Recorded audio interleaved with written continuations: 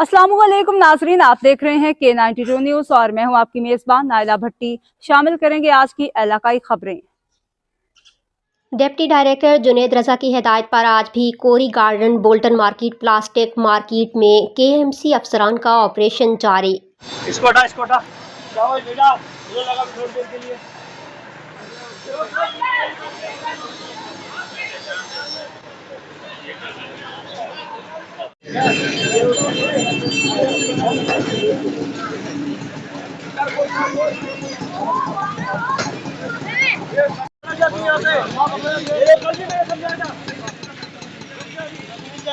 तेरी जानी निकालता हूँ मैं सारी। भाईजान क्या मसला है?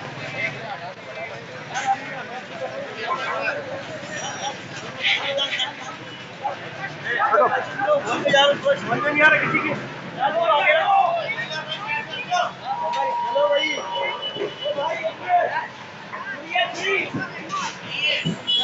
चल बाबा, चल बाबा, चलो।